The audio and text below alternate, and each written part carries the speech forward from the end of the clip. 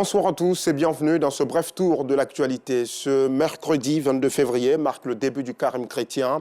Première étape de ces 40 prochains jours de pénitence, la cérémonie de pose des cendres.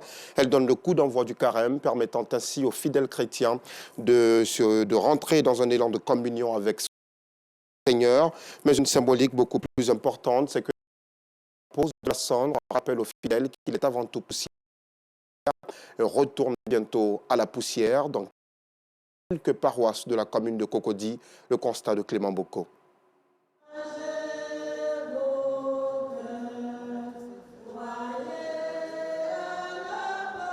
Imposition de cendres sur le front. Ce mercredi, à la paroisse Sainte-Bernadette de Marcory, tous les fidèles catholiques suivent ce rituel. C'est le mercredi des cendres et le début du carême chrétien. Un temps de piété pour se rapprocher davantage de Dieu. Ce temps de carême était très important pour moi, fidèle chrétienne catholique. C'est un nouveau départ, une conversion vraie, l'amour, le partage et l'aumône. C'est un mois de privation, c'est un mois de prière et c'est un mois de charité. Donc 40 jours de rapprochement vers nos frères et sœurs par la charité. Durant ces 40 jours, chaque fidèle doit marcher selon les 3 piliers essentiels que sont le jeûne, la prière et l'aumône. Devant Dieu, nous ne sommes que poussière. Et quand la matière est consumée, entièrement consumée, ce qu'il en reste, c'est de la cendre. L'homme est aussi matière. Esprit est matière. Et à la fin de sa vie, il ne sera que cendre, comme ce que nous appliquons sur le front des fidèles. Donc ce jour-là nous rappelle d'abord que nous sommes fragiles devant Dieu et que sans la grâce de Dieu, sans la miséricorde de Dieu, sans la bonté de Dieu, nous resterons poussière, matière. On demande alors, dès ce premier jour de carême, le mercredi des cendres, à Dieu de faire miséricorde à chacun d'entre nous, de faire miséricorde à notre monde, et dans une démarche pénitentielle, humble, nous demandons à Dieu de nous relever. Un moment dans lequel chacun entre en fonction de son âge et de son état de santé. Je ne peux pas jeûner à cause de mon âge et puis de ma santé.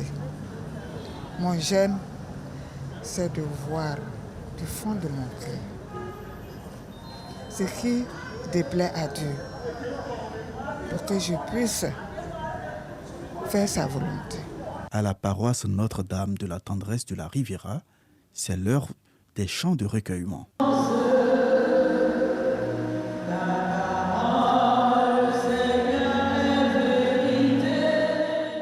Selon le curé, personne ne doit rester en marge de ce temps d'adoration, comme le veut l'Église catholique. Nous avons 2 jours de jeûne obligatoire. Le mercredi des cendres, aujourd'hui, et le vendredi saint. Des restrictions sont faites pour certaines personnes, notamment les personnes malades, les personnes du 3e âge, les enfants également qui ne peuvent pas sont privés de ce temps de jeûne-là. Mais pour tous ceux qui sont bien portants et qui ont cette force et capacité de jeûner, il est fortement recommandé de jeûner. Pour nous, ce temps de carême, nous devons pratiquer ce qu'on appelle le jeûne, l'aumône et la prière, afin de pouvoir nous réconcilier totalement avec Dieu, nous réconcilier avec nos amis et frères. Cette période de sanctification s'achève le 10 avril avec la fête de Pâques.